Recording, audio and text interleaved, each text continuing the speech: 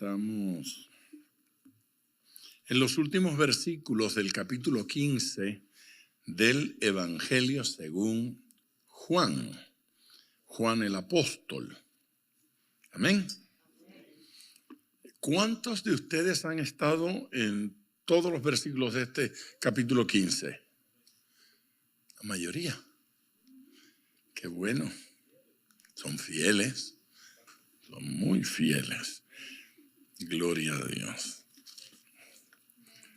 Yo he estado.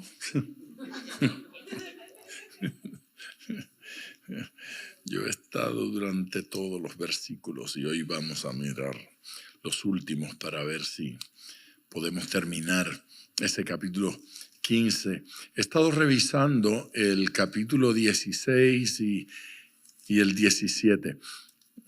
Esto va a ser emocionante. Ese capítulo 16 es poderoso, poderoso. Y el capítulo 17, me parece que vamos a ver cosas que no habíamos visto nunca. Pero vamos al capítulo nuestro, al capítulo 15. Dijimos cuando entramos al capítulo 15 que habían 4 palabras características de este capítulo. ¿Recuerdan eso? Sí. Y que íbamos a estudiarlo según esas 4 palabras. ¿Recuerdan las 4 palabras? Una de ellas. La primera fue fruto, es verdad. La primera palabra fue fruto. Y estuvimos viendo la imagen de la higuera, ¿cierto? La segunda palabra fue amor. La segunda palabra fue amor, el mandamiento de amar a Dios, de ser amados por el Señor y de cómo expresar ese amor hacia gente. ¿Cuál fue la tercera palabra? Qué feo. Fue odio, sí. La tercera palabra fue odio, odio. No utiliza esa palabra directamente la Reina Valera. No la utiliza. Otras versiones sí la utilizan. ¿Recuerdan cuál fue la palabra que utilizó? Aborrecer, aborrecer. Vamos a los 2 versículos que nos competen en el día de hoy, el 26 y el 27. Pero cuando venga el Consolador, porque la 4ª palabra era ¿cuál? Exactamente, Consolador. Consolador, esa era la 4ª palabra. Se me quedaron ustedes medio atoraditos así con la... Yo les di la bienvenida a Capilla del Rey. Bienvenidos a Capilla del Rey. Y bienvenidos todos los que nos están acompañando a través de las redes sociales. Nos falta entonces la 4ª palabra, que es consolador. Esa es la palabra, consolador. Versículos 26 y 27. Pero cuando venga el Consolador, a quien yo os enviare del Padre, el Espíritu de verdad, el cual procede del Padre, Él dará testimonio acerca de mí. ¿No les parece poderosísimo? Miren el versículo 27. Y vosotros daréis testimonio también. Usted debe decir amén. Porque habéis estado conmigo desde el principio. Vamos a mirar un poquito eso en sus enfoques. Ahora bien, habiendo señalado la persecución que ellos habrían de experimentar, y lo ha dicho ya en repetidas veces, tanto persecución como oposición. Y esta persecución y oposición por el Evangelio de nuestro Señor Jesucristo. Ellos habrían de vivir persecución si predicaban el Evangelio. Y entonces ahora nos va a señalar qué ayuda van a tener. Porque si abandona el tema en la persecución y los problemas, es como para preguntarse uno, ¿y entonces a qué vamos? Si lo que vamos a tener es crítica, si lo que vamos a tener es persecución, si lo que vamos a tener son ataques, y entonces, ¿qué vamos a hacer? No tenemos fuerzas para lidiar contra eso. Nosotros no somos tú. Eso hubiese sido el argumento. Pero entonces el Señor lo que hace es que aquí nos dice cómo ese consolador o ese Espíritu Santo se encargará de mantenerlos en pie en este proceso. Amén. Así es que el Espíritu Santo va a mantener a la iglesia en pie y relevante, ¿sí? Siendo relevante en medio de la sociedad. La iglesia bajo ninguna circunstancia se va a convertir en un cuerpo así inerte, ineficaz, ineficiente. La iglesia no pierde su vida y no pierde su eficacia y su relevancia en medio de los tiempos. No importa cuánto la gente pueda pensar que esto es vieja religión y pasada de moda. Dios no pasa de moda. Amén. Todo esto gracias al testimonio del Espíritu Santo. El Espíritu Santo de Dios testifica en medio de los tiempos y la iglesia también testifica. ¿Es esto importante? Es de suma importancia que entendamos dos aspectos. Uno, que el Espíritu Santo va a dar testimonio. Dos, que nosotros vamos a dar testimonio. Así es que el Espíritu de Dios, sin negar en lo más mínimo todo lo que Él puede hacer por derecho propio, regularmente va a actuar a través de la iglesia en este tiempo. Dios va a hacer cosas a través de la iglesia. Así es que vuelvo a leer el versículo 26 para que entremos en él ya teniendo eso más o menos claro y refrescado. Pero cuando venga el Consolador, a quien yo os enviaré del Padre, el Espíritu de verdad, el cual procede del Padre, Él dará testimonio acerca de mí. El Espíritu Santo va a dar testimonio acerca de Jesús. Así que el Espíritu Santo sostendrá la causa de Cristo en el mundo. El Espíritu Santo de Dios es el que se encarga de que el evangelio avance. No son las sociedades misioneras. No son los ministerios organizados, no son las iglesias locales ni las denominaciones. No hay duda de que Dios utiliza la iglesia. Lo he dicho, lo afirmé hace un instante. Pero quien lleva la voz cantante en este proceso es el Espíritu Santo. De tal manera que de continuo uno escucha cómo Dios hace cosas que no nos imaginábamos que estaban sucediendo. No nos imaginábamos.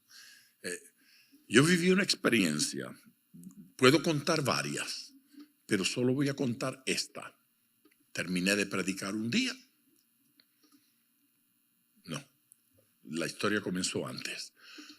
Yo estaba predicando cuando una mujer que estaba ahí sentada mostraba mucha incomodidad. Digo ahí porque no fue aquí, fue en otro lugar, pero estaba a mi derecha.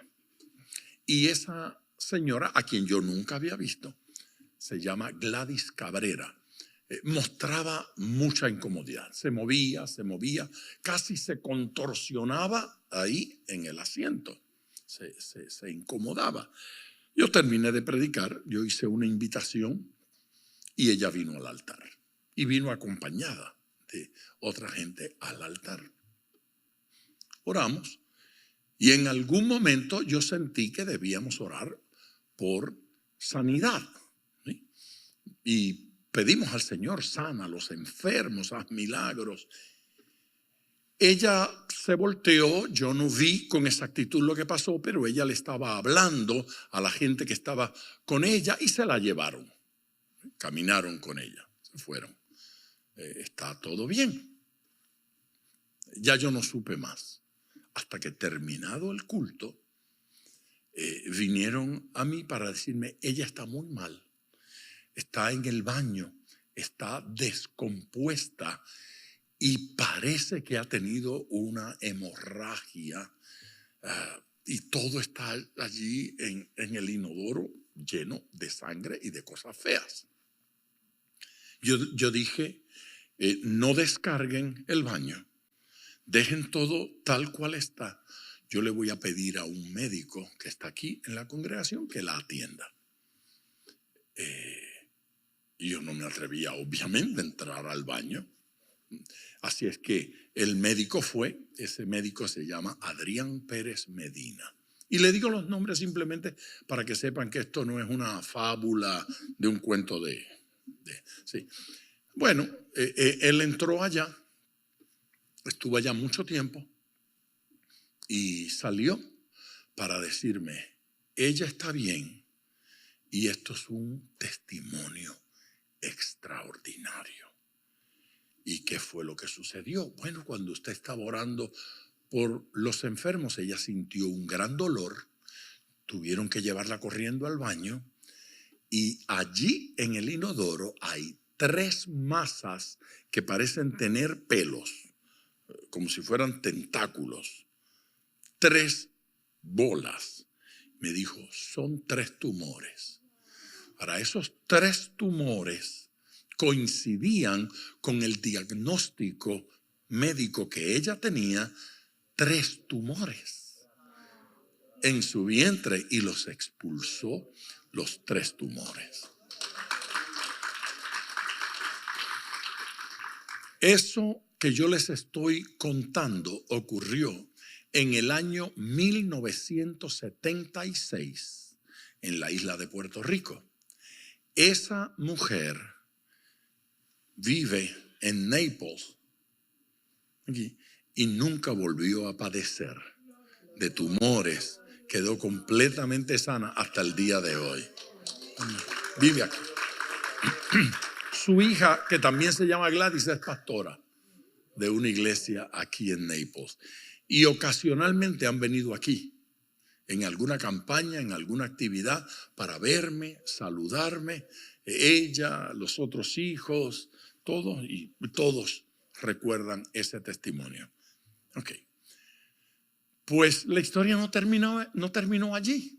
Hay otro detalle curioso acerca de esa historia. Y es que cuando ella finalmente salió, pidió venir a una cita para hablar conmigo. Y yo le di la cita para que viniera a conversar. Y me dijo ella, yo casi muero del susto cuando llegué al culto. Porque cuando lo vi a usted, ella llegó tarde. Cuando lo vi a usted en el altar, recordé que anoche, la noche anterior, yo había tenido un sueño y yo vi un arco iris y lo vi usted parado y yo nunca lo había visto, usted dijo, pero usted estaba parado al lado donde terminaba el arco iris y del otro lado del arco iris estaba Jesús y me llamaba. Y dijo, por eso cuando usted hizo la invitación, yo me convertí.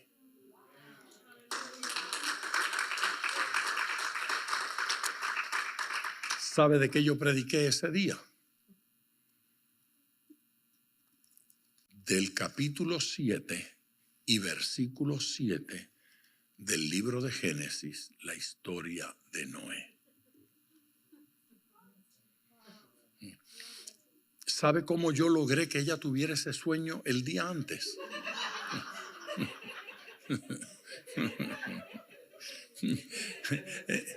Entonces, de todo lo que he dicho es lo único que ustedes no creyeron. Porque ustedes saben que yo no podía hacer nada para que ella tuviese ese sueño. Entonces significa que había alguien que estaba dando testimonio de Jesús. Alguien estaba preparándola para que se convirtiera. Alguien estaba preparándola para que ella le entregara su vida a Jesucristo aquel día. Y la preparó muy bien. Amén. Así es que el Espíritu Santo sostiene la causa de Cristo. El Espíritu Santo sostiene la predicación del Evangelio y sostiene el trabajo, la tarea de dar testimonio de Jesús. Por favor, diga amén. ¿Qué dice este versículo? Además de lo que ya dijimos sobre el Espíritu Santo. Pues este versículo nos dice que el Espíritu Santo es distinto del Padre. Y nos dice que el Espíritu Santo es distinto del Hijo. Pero cuando venga el Consolador, a quien yo os enviaré del Padre. Es Jesús hablando, ¿sí? Jesús dice, yo os lo enviaré. Os enviaré del Padre al Espíritu Santo. Así es que Jesús es uno. El Padre es otro. Del Padre envía el Espíritu Santo. Lo envía Jesús. Así que, ¿qué dice el versículo? Que el Espíritu de Dios es una persona distinta del Padre y es una persona distinta del Hijo. Hay algunas religiones que hablan del Espíritu Santo, pero no como una persona. Hablan del Espíritu Santo, por ejemplo, los testigos de Jehová lo llaman la fuerza activa de Dios. Pero allí no es una fuerza activa, es una persona. Las fuerzas no se entristecen. La Biblia dice que el Espíritu de Dios se entristece. El Espíritu de Dios se alegra, el Espíritu de Dios se entristece. El Espíritu de Dios habla, el Espíritu de Dios tiene voluntad. El Espíritu Santo es una persona, no es una fuerza. Y esto hay que tenerlo claro, porque es fundamental en el cristianismo entender la Trinidad. Cuando digo entender la Trinidad, estoy diciendo aceptar el criterio bíblico de Trinidad, porque solo Dios entiende la Trinidad. Amén. En teología se dice que el Espíritu Santo procede del Padre. Y se dice que procede del Hijo. Hay algunas iglesias, por ejemplo, la ortodoxa que insiste, procede del Padre a través del Hijo. Está bien conmigo, yo no tengo ningún problema. Pero es evidente que procede del Padre, es evidente que procede del Hijo y es evidente que es una persona. Tiene criterio y voluntad. Y no me pida que explique más porque yo no lo entiendo. Yo sé que es verdad porque lo dice Dios. Amén. Hay muchas preguntas que yo no puedo explicarlas. ¿Y dónde hemos estado desde la eternidad? En Dios. No tengo idea. La gente me pregunta, ¿y dónde vamos a pasar la eternidad? Con Él. Morando ahí en las callecitas de oro, esa para arriba y para abajo. Yo no sé. ¿Y qué vamos a hacer durante? Óyeme, después de 100 millones de años dando vueltas a las calles de oro, ¿Dios tendrá alguna otra tareita? Yo no sé lo que vamos a estar haciendo. A mí me basta con que Él esté allí. ¿Sí? Con mirarlo es suficiente para mí. Bueno, alguien va a decir, para mí no, yo necesito que me pongan a hacer algo. Bueno, usted tiene ADD espiritual y es posible que le den alguna cosa. Pero nadie sabe. Y lo curioso es que los que dicen que saben son los menos que saben. Alguien va a decirle, el Señor me ha dejado. Yo no sé, cada vez que los oigo, yo digo, mejor era que no lo explicara, porque ahora lo entiendo menos que antes de la explicación. Así es que el Espíritu Santo lo llama aquí el Espíritu de verdad. ¿Sí? Cuando dice el Espíritu de verdad, no está diciendo que es verdaderamente Espíritu. Está diciendo que Él es el Espíritu de la verdad. Así que se está identificando con la verdad y diciendo que la verdad procede de Él. Que de Él procede y sale la verdad. Cuando venga el Consolador, a quien enviaré del Padre, el Espíritu de verdad. Él es el Espíritu de verdad. En la primera carta de Juan, este mismo apóstol, en sus cartas, tal vez esto sea bueno que lo miremos, porque el comentario en el versículo 6, capítulo 5, primera carta de Juan, escuche esto: este es Jesucristo, que vino mediante agua y sangre, no mediante agua solamente, sino mediante agua y sangre. Y el Espíritu es el que da testimonio. ¿Quién es el que da testimonio? Y el Espíritu es el que da testimonio, porque el Espíritu es la verdad. ¿No les parece interesante? Acá dice el Espíritu de verdad, pero allá en Juan dice el Espíritu es la verdad.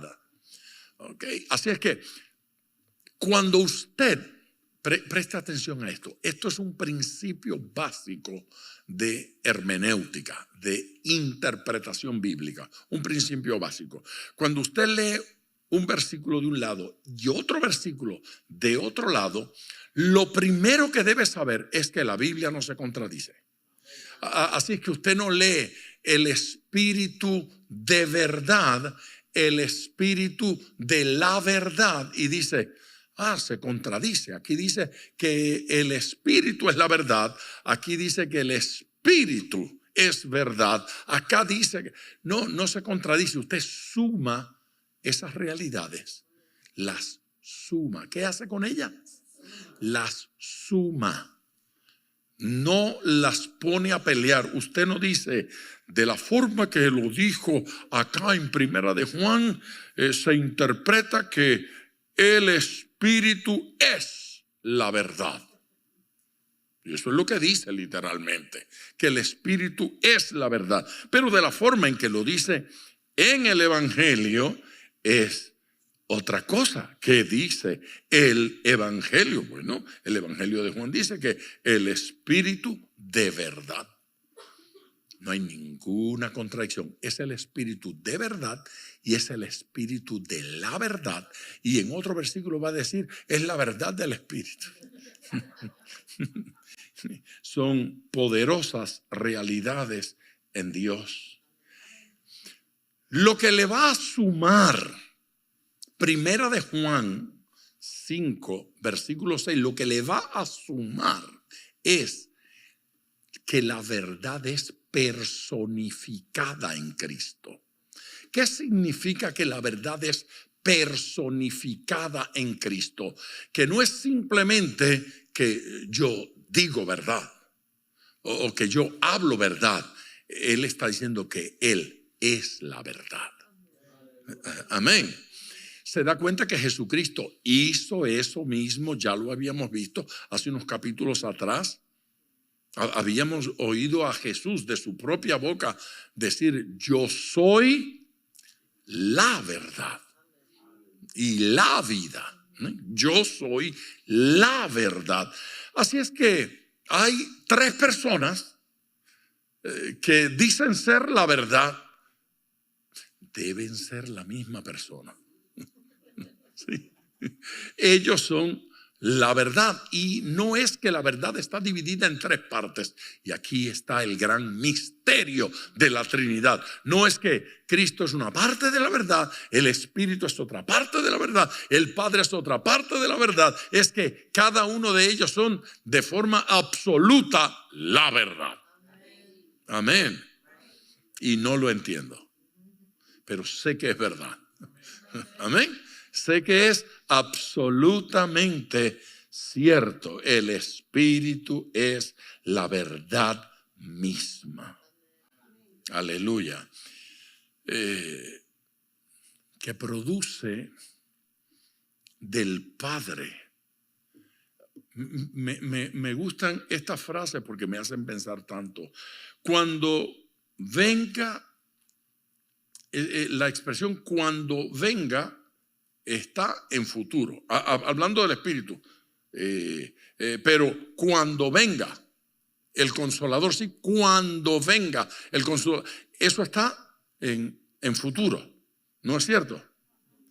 Y dice, a quien yo os enviaré del Padre, el Espíritu de verdad, el cual, miren esto, procede del Padre, lo enviaré futuro, pero procede presente. Pero no funciona así acá. O sea, si lo enviaré, procederá. Pero no en el caso de Dios, porque Él está diciendo, yo voy a enviarlo en el futuro, pero Él procede del Padre. La fuente es el Padre, en el otro la fuente es el Hijo, en el otro la fuente es el Espíritu de Dios. Esa es la maravilla de la Trinidad. El Espíritu procede y procede desde ahora. ¿Por qué procede hoy? Porque Dios en esencia siempre es lo mismo, siempre fue, siempre es, siempre será. Así que no se puede utilizar el tiempo del verbo cuando usted se refiere a la esencia de Dios. Dios no fue, Dios no será, Dios es, siempre es. Y hace muchos años Él es. Y en el futuro Él es. Él no será, porque para que Él pueda decirse de Él que Él será, tengo que decir que hoy no es. O para decir que Él fue, voy a establecer que Él puede haber dejado de ser. Dios nunca dejó de ser, Él siempre es. Dios es en eterno presente. Esa es la gran realidad de Dios. Y no me preocupa que los seres humanos no lo puedan entender. ¿Sí? Procede. Él procede. Siempre procede. Se le llama de distintas formas en distintos versículos. Yo le doy el versículo y usted lo busca después. Porque si no, vamos a estar mucho tiempo en esto. Pero anótelo, porque ni jugando crea que yo le creeré que usted lo va a recordar. Segunda carta a los Corintios, capítulo 3, versículo 17. Espíritu del Señor. Espíritu del Señor. ¿De quién es el Espíritu allí? Del Señor. Es el Espíritu del Señor. En Hechos, capítulo 16, versículo 7, lo dice de otra manera. Espíritu de Jesús. Por si alguien creyó que allá en Señor solo estábamos hablando del Padre, pues para que quede claro, ahora acá en Hechos lo llama Espíritu de Jesús, al Espíritu Santo. ¿No les parece extraordinario? El Espíritu Santo. Ok. Si usted tiene una versión que lo dice diferente, busque otras versiones y va a descubrir, porque en algunas dice solo el Espíritu. De hecho, en la Reina Valera, solo el Espíritu. Pero en el original, tanto la textual como la NBI, como la Nueva Traducción Viviente, todos traducen el Espíritu de Jesús, porque en el original dice Espíritu de Jesús. ¿Estamos bien? Estamos bien. En Gálatas 4, el versículo 6, dice en el original textualmente, espíritu de su Hijo. ¿Sí? Así que es el espíritu de su Hijo, es el espíritu de Jesús y es el espíritu del Señor. El espíritu procede no solo del Padre, procede del Hijo igualmente. Amén. Mire, no hay buenas maneras de explicar esto, pero usted recuerda cómo dice Génesis 2, que Dios creó al hombre. No, escuchen. Que Dios creó al hombre y después de haberlo formado, dice, sopló aliento de vida. Su nariz le sopló aliento de vida. Y dice que el hombre vino a ser alma viviente, un ser viviente. Vino a ser un ser viviente. Primero era un muñeco de arcilla, pero le sopló y vino a ser un alma viviente. Vino a ser un ser viviente. Así es que el espíritu nuestro es lo que da a este cuerpo vida. Si no tenemos espíritu, nuestro cuerpo estaría muerto. Si nuestro espíritu se sale de nosotros, este cuerpo queda sin vida. Las máquinas lo pueden mantener funcionando, ¿sí? Yo he tenido en tantos lugares esa experiencia, muchas veces, no una, múltiples veces, que puedo contar historias donde el cuerpo de la persona lo tienen, el corazón palpitando, la sangre circulando, los pulmones se expanden, se llenan de oxígeno y se contraen nuevamente, pero la persona está muerta. La persona está muerta. Los órganos están vivos. El corazón está vivo. ¿Sí? Los riñones están vivos. Se los van a sacar y los van a trasplantar a otra persona viva y va a vivir por años esos riñones. Pero lo más importante de todo esto era el espíritu. Y resulta que cuando le hacen un trasplante de corazón a alguien, no le meten un pedacito del espíritu del otro adentro. No sucede así. No pasa así. Lo que pasaron fue simplemente una cosa mecánica, totalmente material. Pero el espíritu ya se fue a Dios que lo dio. ¿Sí? Ya partió. Ya no está allí. Tendría que ocurrir un milagro de resurrección, que sería traer nuevamente el espíritu a ese cuerpo. Yo fui a ver a un niño. Me pidieron que orara por un niño que estaba en coma por algunos días. Y mire, yo no puedo describir lo que es y yo no puedo describir lo que fue. Pero cuando yo entré a aquel lugar, yo sabía que estaba muerto. Y cuando, a pesar de que estaba respirando, y cuando yo toqué la cabeza y bajé para tocar los hombros del niño, yo sabía que eso era un cuerpo vacío. Yo sabía que él no estaba allí. Así que yo oré, salí y agarré a la mamá y al papá, me los llevé y les dije, el niño está en la presencia de Dios. No oren más. Dénselo a Dios, entréguenlo a Dios, suéltenlo en las manos del Señor. Ya se fue. No. ¿Sí? Y ya. Próximo día el médico estaba diciendo, no hay nada que hacer. El cuerpo ya se está deteriorando más.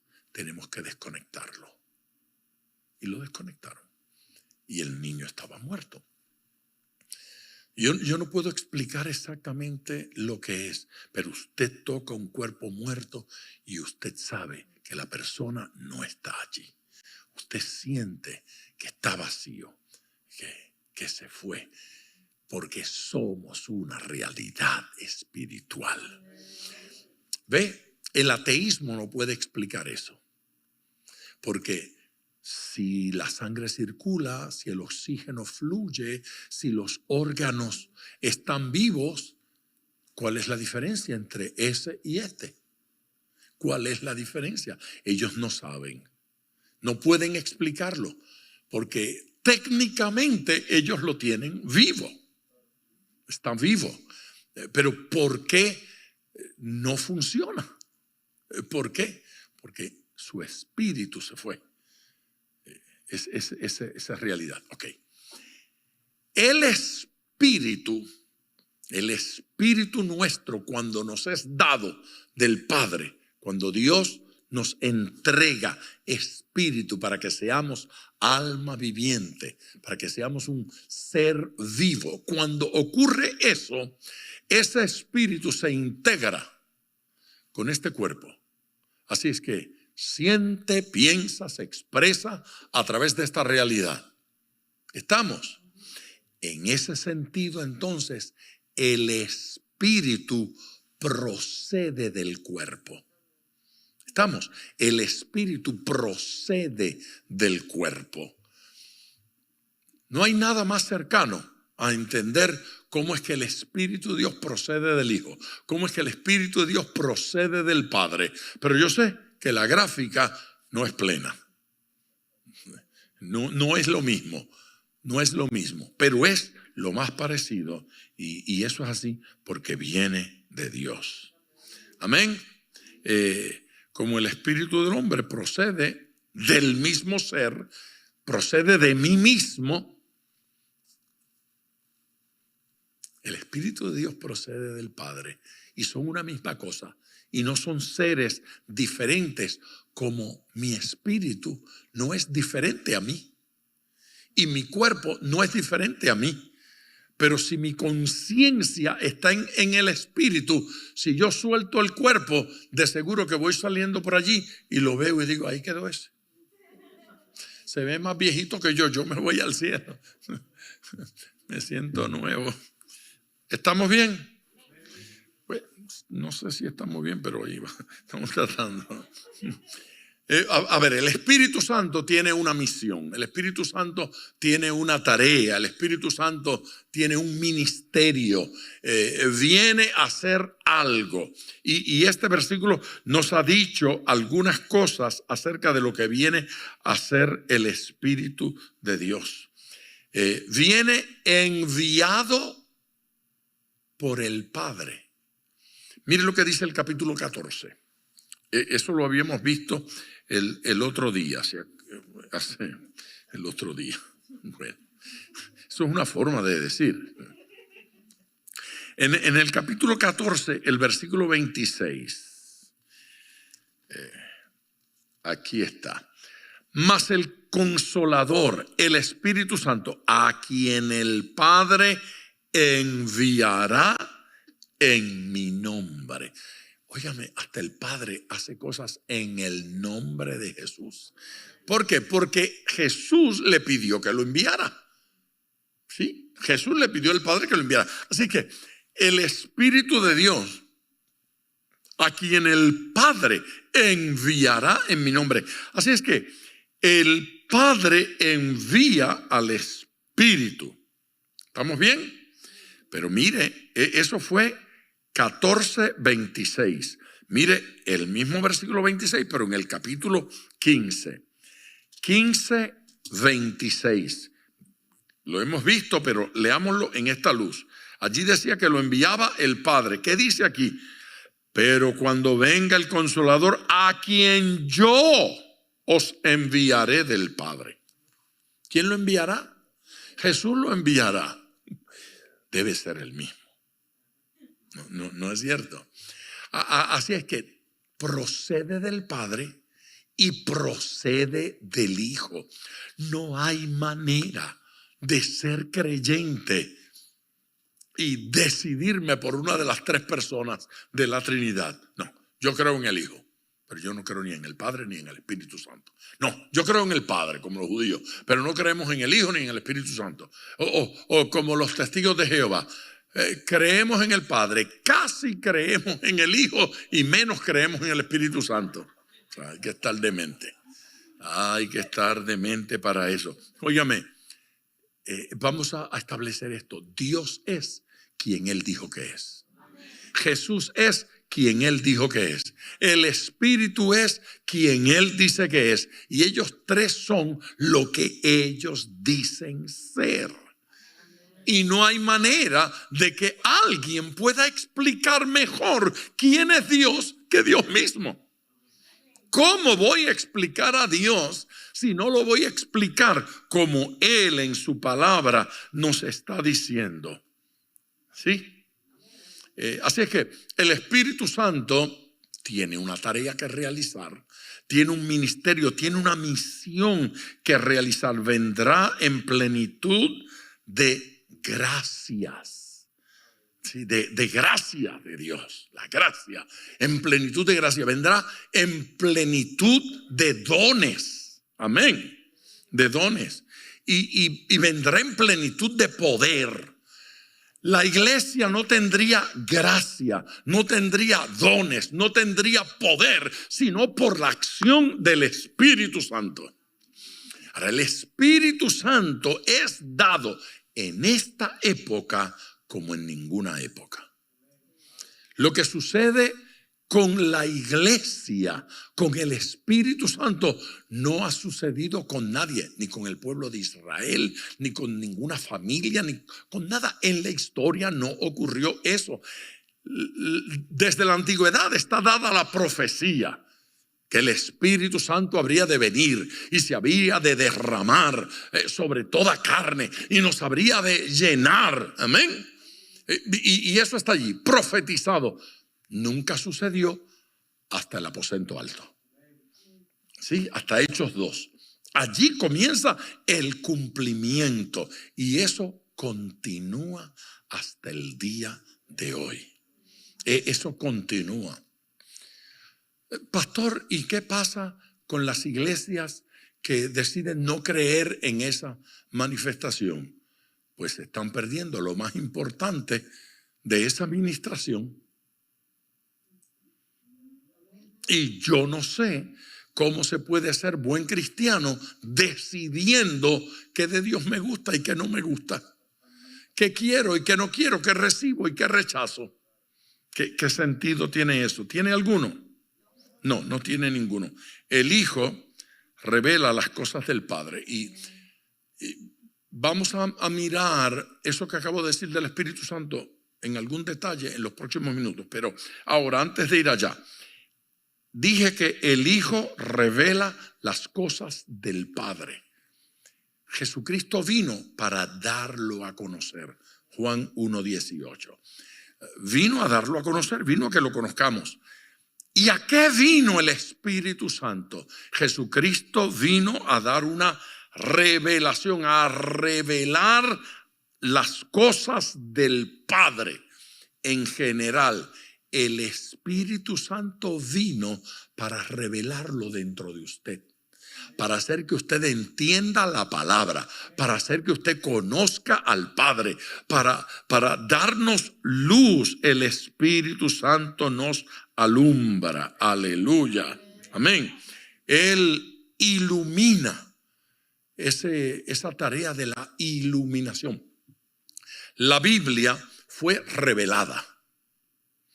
Y a esa acción de escribir por el Espíritu Santo, a eso se le llama inspiración. ¿Qué es la inspiración de la Biblia? ¿Qué es la inspiración de las Escrituras? La inspiración consiste en que aunque el autor del libro que usted escoge en la Biblia, Santiago, Juan, Mateo, el autor de ese libro, aunque no perdió su personalidad, escribe como él escribe.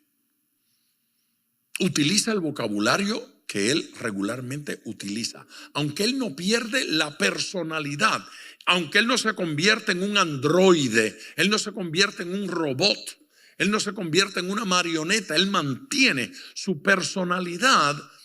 Él está siendo guiado de una forma particular para escribir la Biblia. Por eso la Biblia es inerrante, no tiene error. en su documento original. Las traducciones son otra cosa. Son sin error. Inerrante significa sin error, ¿sí? Así es que la Biblia no tiene error. La Biblia no tiene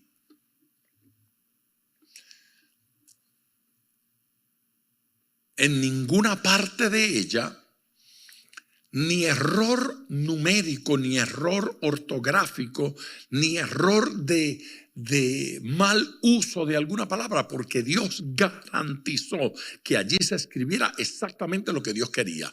No ocurre en la Biblia que Dios dice, eso no fue lo que yo le dije a Juan que escribiera. Esto no ocurre, no ocurre. Es absolutamente inspirada por Dios. Es absolutamente precisa, exacta en todo el sentido de la palabra. Si tuviésemos el documento original, estaríamos felices de declararlo. Tenemos traducciones y copias, y en las traducciones y en las copias se pueden cometer errores. Por eso la forma en que se traduce una palabra es diferente en una época a otra época. Lo que significaba una palabra cuando Cristóbal Colón llegó a América en castellano no es lo mismo hoy. Pudiese ser diferente, pudiese ser distinto. Esto lo comprende todo el mundo. Así es que en ese sentido hay que tener cuidado. Hay que usar más de una versión para ver, pero la Biblia es inspirada por Dios y es el libro de Dios para nosotros. Amén. Así es que en cuanto a eso de iluminarnos interiormente para entender la revelación, entenderla desde adentro, tal vez deba considerar lo que dice primera carta a los Corintios, capítulo 2, versículo 10. Dejamos eso allí. Lo que el Hijo reveló exteriormente, el Espíritu lo revela interiormente. No.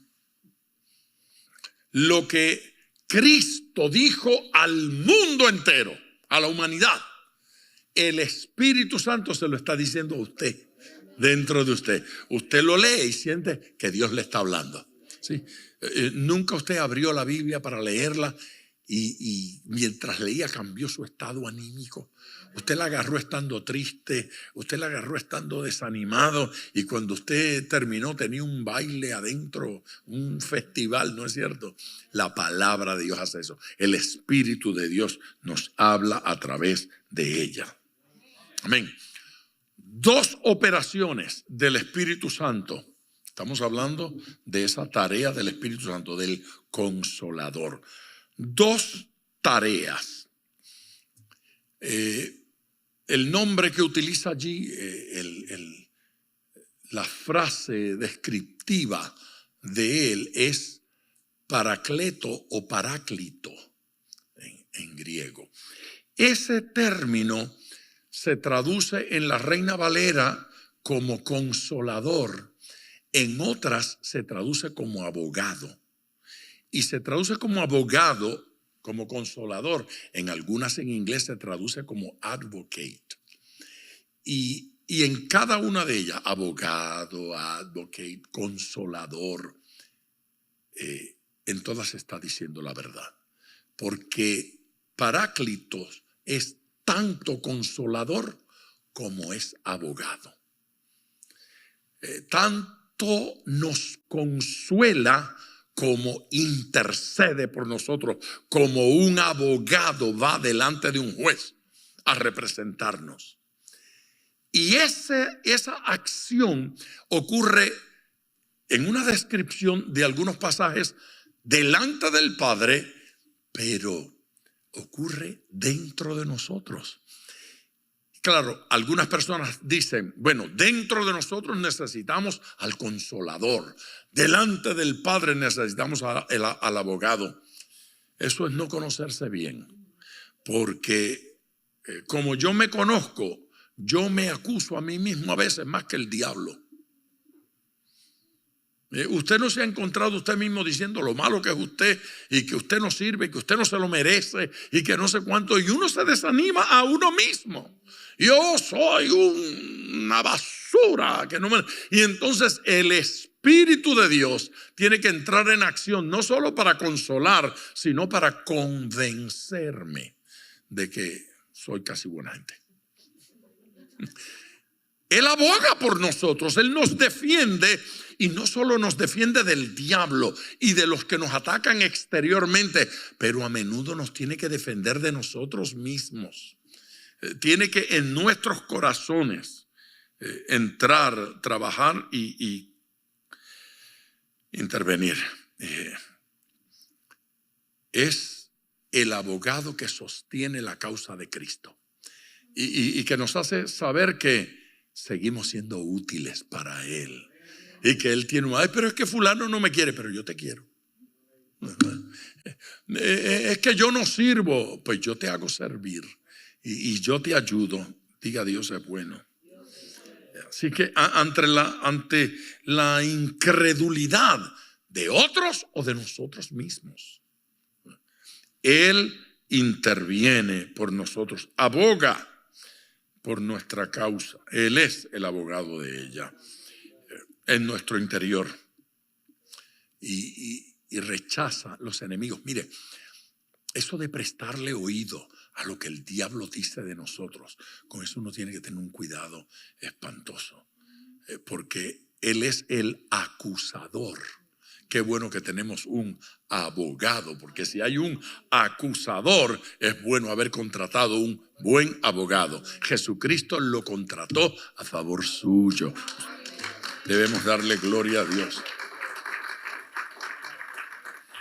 Entonces, además de ser abogado, es algo más. El versículo dice que Él dará testimonio acerca de mí. Jesús dice, Él dará testimonio acerca de mí. Así es que el Espíritu Santo, además de ser consolador, además de ser abogado, ahora es testigo. Él es testigo a favor de Cristo. Él dará testimonio de mí. Es el Espíritu Santo el que nos convence de que Cristo está en nosotros, de que somos salvos, de que somos hijos de Dios. Amén. De que podemos ser usados por Él. Vamos al versículo 27. Y vosotros daréis testimonio también, porque habéis estado conmigo desde el principio. A mí me gusta este pasaje. Yo disfruto este pasaje. Vosotros daréis testimonio también. Se lo está diciendo a los 12. Pero yo no le tengo que convencer a usted de que le puedo probar que a nosotros también nos llamó a ser testigos. ¿Verdad que no se lo tengo que probar? No. Él nos llamó a ser testigos. Porque habéis estado conmigo desde el principio. Los apóstoles son testigos, dice allí, también. Ese también establece que el testigo principal no son los discípulos, es el Espíritu Santo. Él es el testigo principal y nosotros somos testigos también. Los 12 son también y nosotros somos también. Nos sumamos a los testigos. Aquellos de manera especial, el Espíritu nos asiste y nos estimula en esta tarea. El Espíritu Santo está en nosotros estimulándonos a dar testimonio. Cuando usted se niega a dar testimonio, usted está negándose a la acción del Espíritu Santo en su vida. Está bloqueando, está diciendo que no. Él es el testigo principal. Y nosotros damos testimonio junto a Él. Esto es importante comprenderlo bien, porque usted no sale solo a dar testimonio. Usted no sale solo a invitar gente a venir al culto. Usted no sale solo a defender a Cristo cuando alguien hace una acusación falsa. Usted no sale solo a defender esa causa. Pastor, pero me fue muy mal. Me golpearon ese día. Sí, pero Jesús estaba con usted. El Espíritu de Dios estaba con usted y estaba contento. Y si se puede utilizar el término orgulloso positivamente, yo podría decir que estaba orgulloso de que usted estuviese dispuesto a sufrir por Cristo. Diga amén otra vez. Así que testificamos la verdad, toda la verdad y nada más que la verdad. Pero es importante que entendamos eso en sus tres partes. Testificamos la verdad, ¿sí? Pero se da cuenta que a veces uno dice la verdad, pero lo que está diciendo es una mentira. Porque dijo la verdad, pero no dijo toda la verdad. Y uno dijo la verdad para ocultar otra parte de la verdad. O sea, me hago culpable de esto para que no me pregunten por esto otro que está por acá atrás. ¿Sí? Dije la verdad, pero no toda la verdad. Amén. Y la otra cosa que dice es que nada más que la verdad. Pero hay gente que decora la verdad con mentirillas. ¿Sí? Decoran la verdad con mentiritas. Y cuando usted la decora de esa manera, dejó de ser la verdad. Hay que decir la verdad, toda la verdad y nada más que la verdad. Eso no son frases superficiales, fueron bien pensadas para incluirlas allí. Amén. El cristianismo debe ser predicado mediante evidencia. Déjeme comentar alguna cosa con respecto a eso. Ser testigo no es otra cosa sino presentar evidencia. Yo lo vi, aquí está la foto. Él me lo dijo, yo tengo una grabación. ¿Sí? Soy testigo de los hechos. Tengo evidencia. El testigo que más evidencia tiene es el mejor testigo. El testigo que muestra el golpe, el testigo que pues puede afirmar porque vio, porque tocó, yo la examiné y tengo aquí el récord médico. Eso es un buen testigo. Hay mejores testigos y peores testigos. Para ser buen testigo de Cristo, nosotros tenemos que aportar evidencia. De allí que nosotros llamamos buen testimonio la vida del cristiano que da evidencia de la transformación de Cristo. ¿Cómo es que llamamos a un cristiano que se porta bien? Decimos que tiene buen testimonio. ¿Sí? ¿Por qué tiene buen testimonio? Porque da evidencia de lo que es. Si no da evidencia, pues el Señor me ha transformado. Y un vecino que lo conoce de hace 20 años dice, no se nota. Entonces, mal testimonio, ¿no es cierto? Mal testimonio.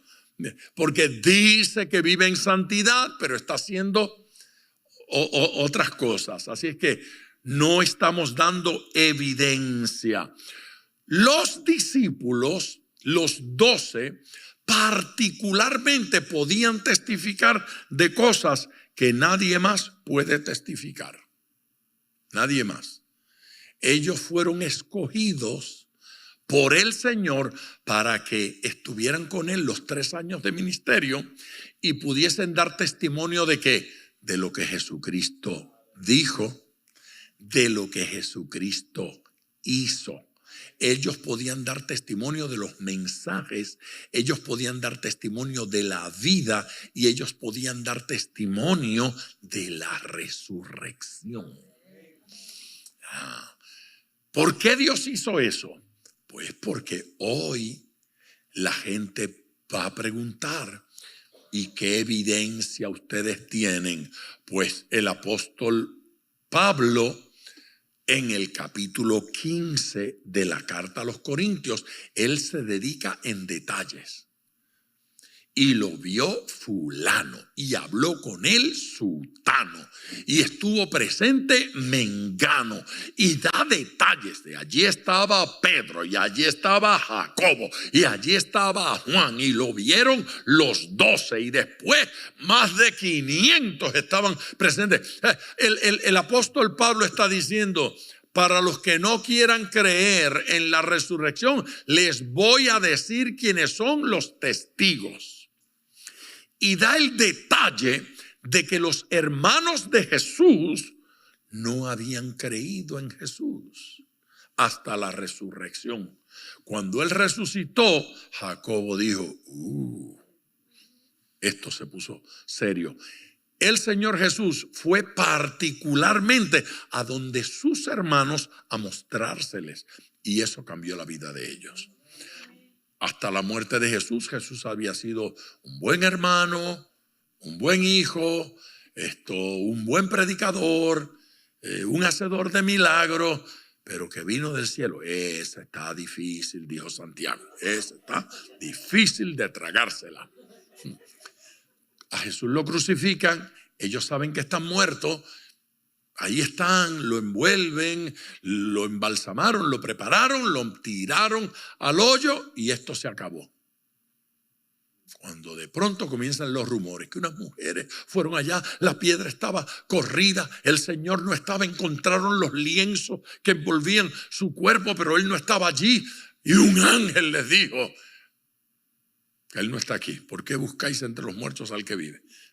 Él no está aquí, ha resucitado.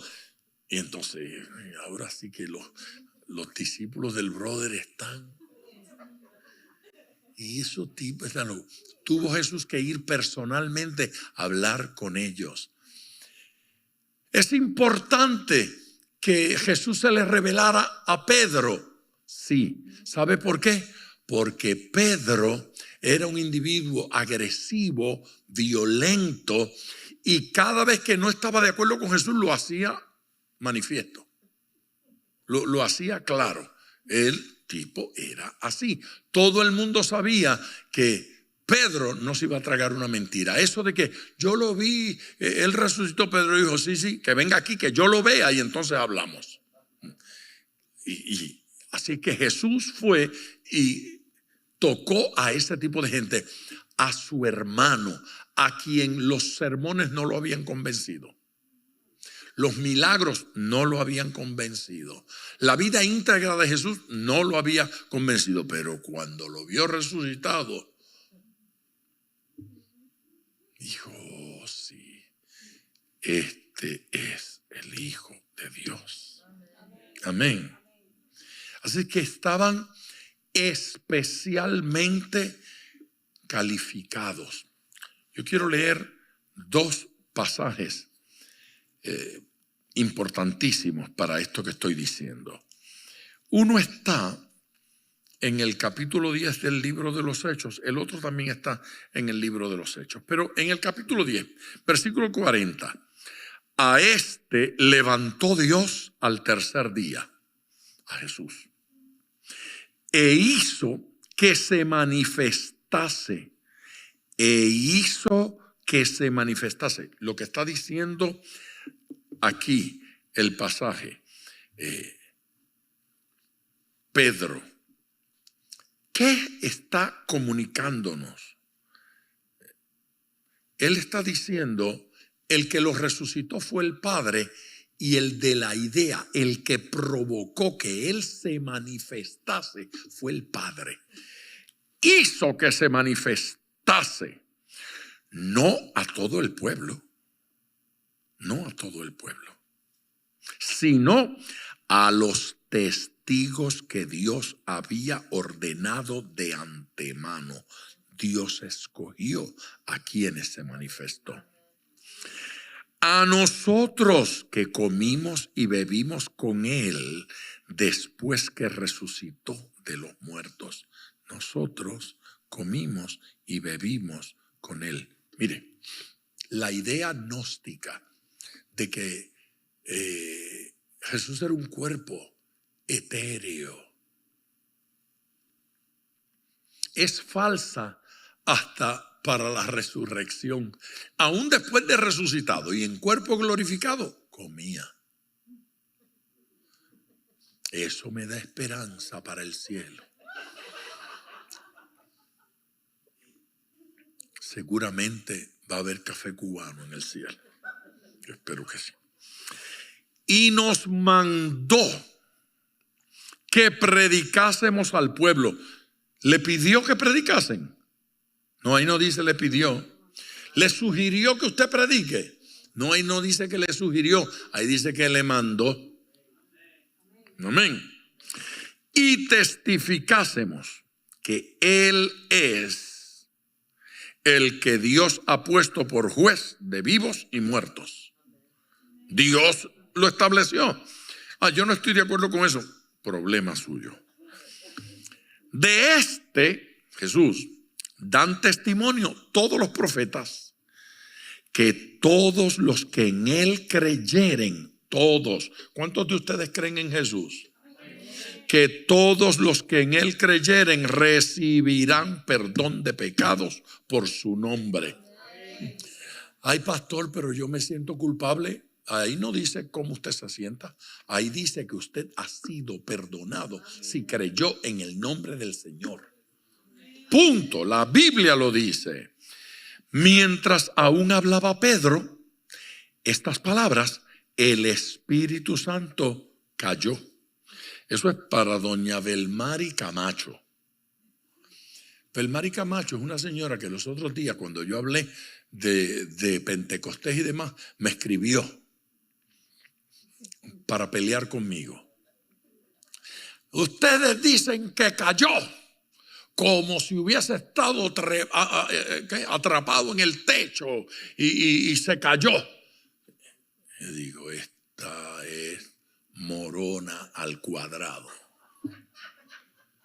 Yo no dije que cayó. Fíjese, allá en Pentecostés, en el capítulo 2 de los Hechos, cayó por primera vez sobre los que estaban allí. Entonces, los de la religión muerta dicen, ya él cayó, no tiene que volver a caer. Eso fue en el aposento alto.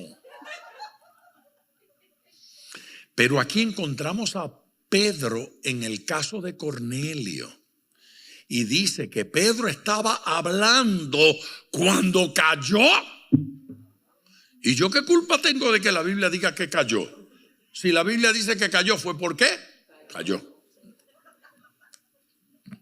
Mientras aún hablaba Pedro estas palabras, el Espíritu Santo cayó sobre los que oían el discurso, y los fieles de la circuncisión que habían venido con Pedro se quedaron atónitos de que también sobre los gentiles se derramase.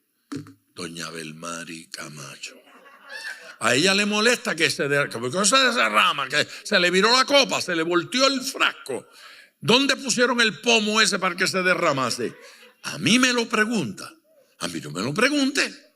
Pregúnteselo a Dios, que inspiró la Biblia. Dice que el Espíritu Santo no solo cayó en el aposento alto, volvió a caer allí y volvió a derramarse sobre los que estaban ahí. Lo que no comprende esta gente es que el Espíritu Santo quiere que usted viva la experiencia, y como cayó sobre Pedro, cae sobre usted, y como se derramó sobre Juan, se derrama sobre usted, y como se manifestó en Jacobo, se manifiesta en usted. Él quiere que esa experiencia del bautismo del Espíritu Santo la viva cada creyente.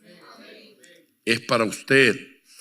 Se derramase el don del Espíritu Santo, porque los oían que hablaban en lenguas. Otro problema que tienen las Belmaris Camachos. Esta pobre me va a odiar, pero no sé. Otro problema que tienen, el otro problema que tienen es que piensan que lo de las lenguas allá en el aposento alto era Pues porque como había gente de tantos otros lugares que no hablaban griego, que no hablaban hebreo, que no hablaban arameo, hablaban otros idiomas, entonces hablaron en esos idiomas para que ellos entendieran. No hay mentira en eso. El único problema es que aquí, en este ambiente de Cornelio, lo que está es la familia y los invitados, los empleados.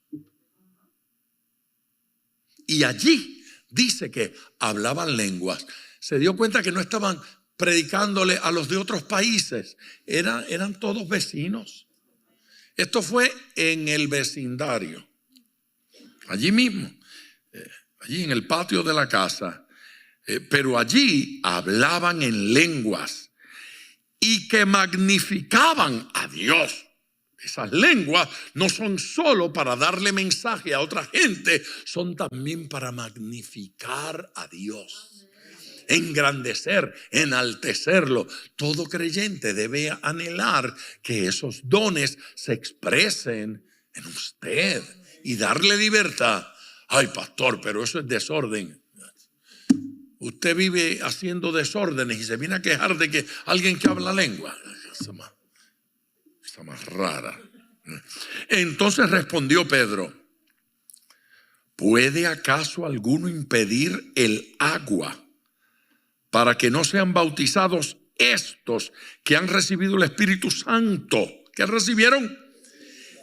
Y allí lo supo porque cayó, porque se derramó y porque hablaban lenguas. Amén. Y profetizaban. El Espíritu Santo también como nosotros. Y mandó bautizarles en el nombre del Señor Jesús. Entonces les rogaron que se quedase por algunos días. Ok. Usted va a dar un saltito conmigo, porque esto había sucedido en otro lugar. Y me va a perdonar la lectura, tengo tiempo. Capítulo 8. Volvemos, seguimos en el libro de los Hechos. Pero vamos al capítulo 8. Estamos hablando del Consolador, ¿verdad? Y de la acción del Consolador. Versículo 4. Pero los que fueron esparcidos iban por todas partes anunciando el evangelio. Un alto. Se dio cuenta que esto no comienza con predicadores profesionales. Fueron los que fueron. ¿Sabe quiénes eran los esparcidos? Los que cuando vino la persecución en Jerusalén se tuvieron que ir.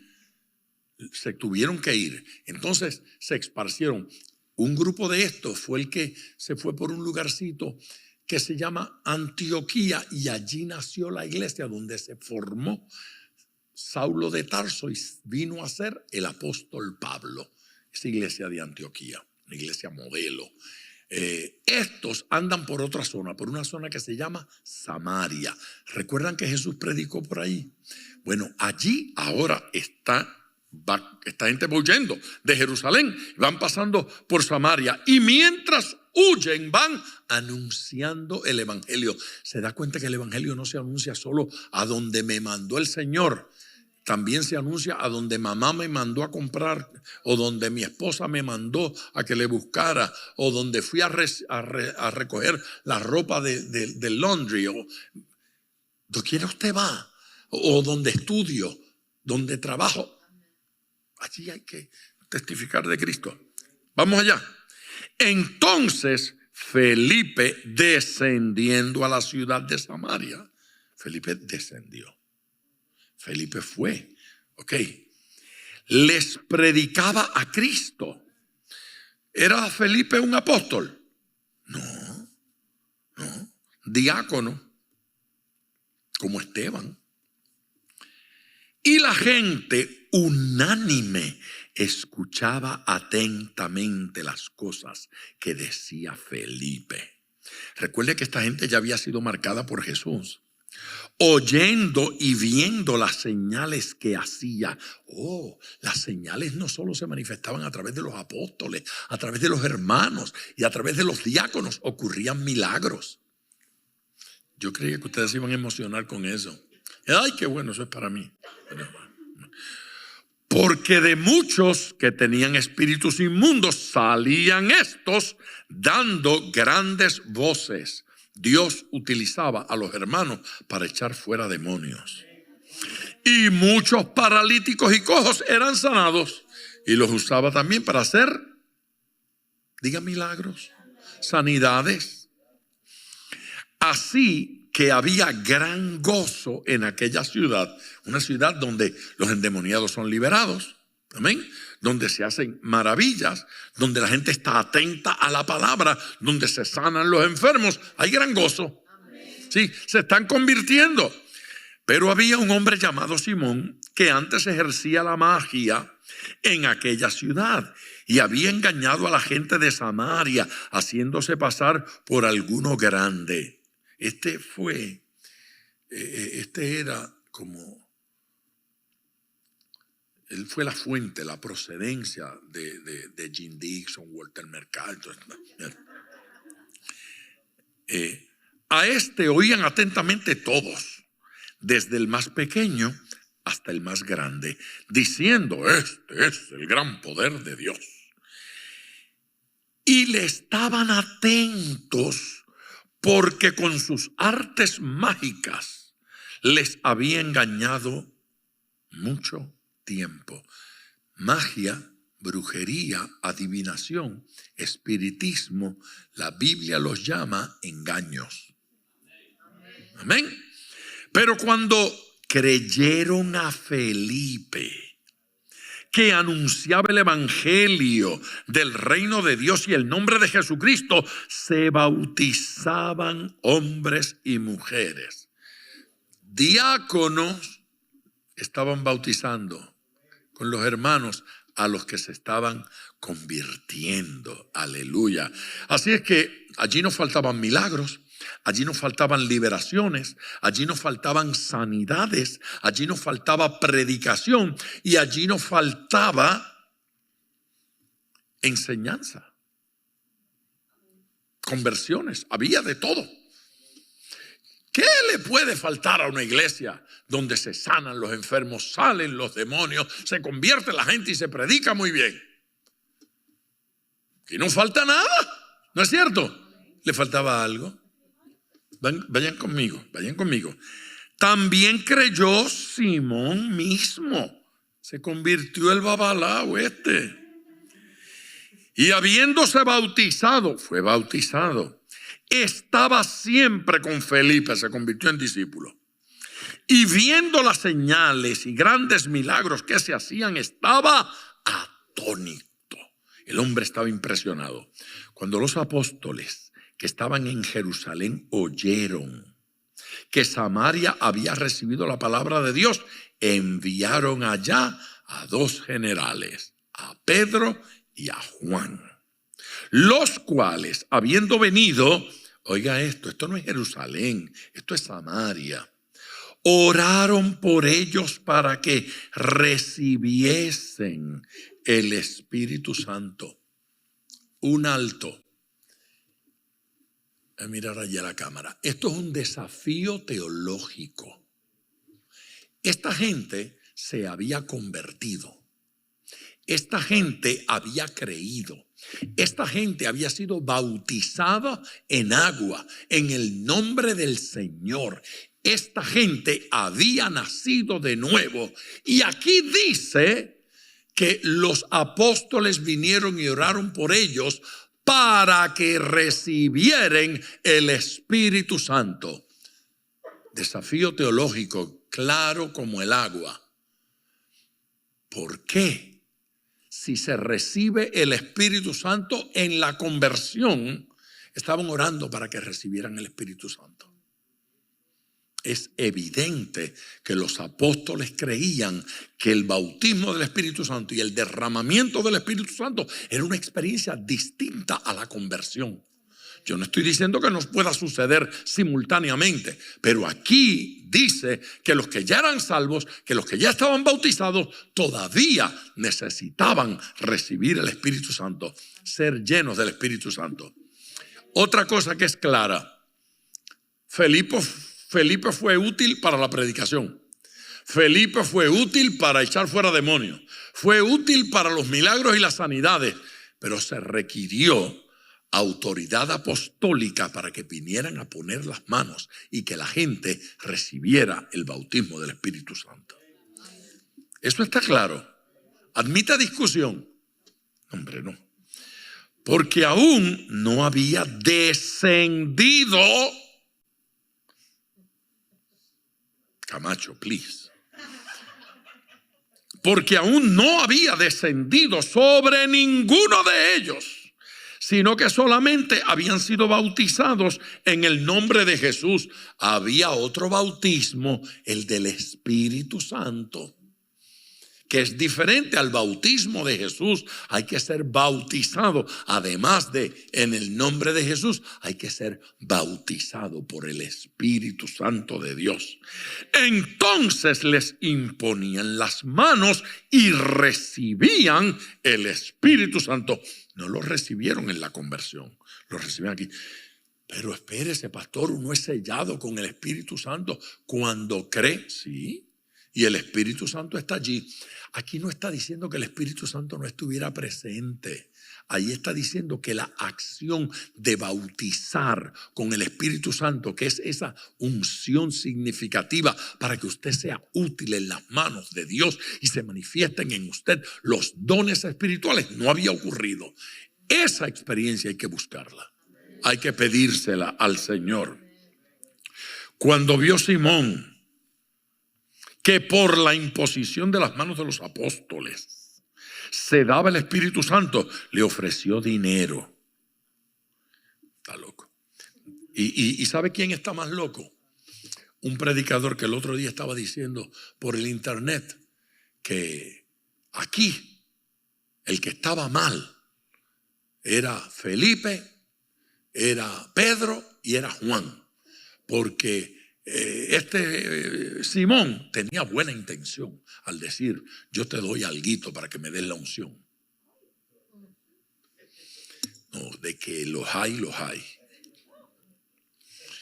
Diciendo: dadme también a mí este poder, para que cualquiera a quien yo impusiere las manos reciba el Espíritu Santo. Oiga, no basta con desear cosas buenas. Hay que desearlas de forma correcta. ¿Estamos bien? Entonces Pedro le dijo: tu dinero perezca contigo.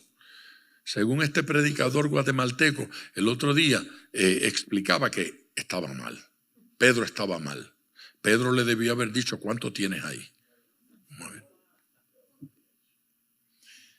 Dame esa ofrenda para la obra de Dios. ¿Qué les pasa? ¿Qué les pasa?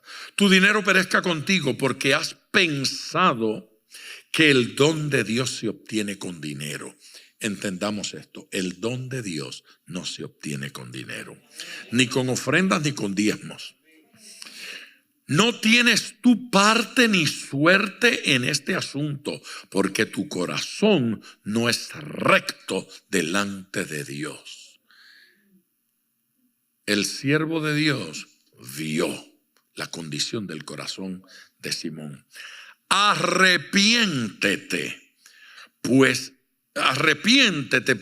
de esta tu maldad y ruega a Dios si quizás te sea perdonado el pensamiento de tu corazón, porque en hiel de amargura y en prisión de maldad veo que estás.